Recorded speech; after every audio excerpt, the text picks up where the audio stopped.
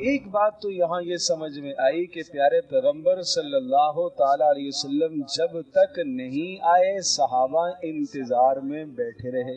حکم یہی ہے کہ مقتدیوں کو امام کا انتظار کرنا چاہیے۔ جب تک امام نہ آئے مقتدی اپنی جگہ پر بیٹھے رہے، وہ گھڑیوں کو نہ دیکھے، وہ اپنے ہاتھوں کی طرف بھی نہ دیکھیں، اور وہ کسی مخمصے اور پریشانی میں بھی مبتلا نہ ہوں، اس لیے کہ ان کا یہ بیٹھنا نماز میں لکھا جا رہا ہے۔ یہ جو بیٹھنا ہے نماز کے انتظار میں، یہ نماز کا ثواب لکھا جا رہا ہے۔ یکسوئی کے ساتھ اپنے عمل میں، اپنے ذکر میں، اپنی تلاوت میں، اپنے اعمال میں مشغول رہے۔ اور حکم یہ ہے کہ جب امام آئے نماز کے لیے تو جس صف سے امام گزرتا جائے وہ صف کھڑی ہو جائے۔ پچھلی صف پہلے کھڑی ہوگی، پھر دوسری، پھر تیسری، پھر پہلی صف جو ہے وہ سب سے آخر میں، جب امام یہاں سے اپنے مصلی پر پہنچے تو یہ صف آخر میں کھڑی ہے۔ پہلے سے انتظار میں کھڑا ہونا یہ جائز نہیں ہے۔ رسول اللہ صلی اللہ تعالی علیہ وسلم نے منع فرمایا۔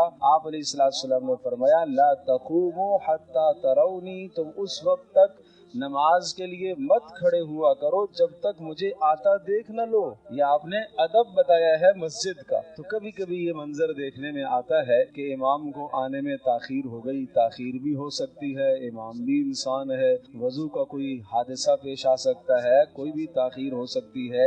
ایک آدھ منٹ اگر تاخیر ہو گئی ہے، آدھا منٹ تاخیر ہو گئی ہے تو ادنا تردد کے بغیر انتظار کرنا چاہیے۔ اچھا مزے کی بات، غیبت بھی نہیں کرنی چاہیے۔ اس موقع پر بسا اوقات بدگمانی تو کیا، غیبت میں بھی مبتلا ہو جاتے ہیں، پتہ نہیں کہاں ہیں بھائی، نماز میں نہیں آ رہے، تاخیر کر دی۔ دیکھو یہ جو وقت لکھا ہوا ہوتا ہے 1:30 بجے کا مطلب 1:30 کا مطلب یہ نہیں ہے کہ 1:30 پر ہی نماز کھڑی ہوگی۔ یہ وقت اس لیے متعین کیا جاتا ہے کہ زوال کے بعد سے ظہر کا وقت جہاں تک ختم ہوتا ہے، اس وقت میں جس وقت بھی آپ نماز ادا کریں گے نماز ادا ہو جائے گی، وہ قضا نہیں کہلائے گی۔ لیکن وہ جو وقت آج گھڑیوں کا متعین کر دیا جاتا ہے وہ مقتدیوں کی سہولت کے لیے ہوتا ہے کہ مقتدیوں کو پتہ ہو کہ اس وقت میں جماعت کھڑی ہوگی تاکہ وہ پہنچنے کا اہتمام فرمائیں۔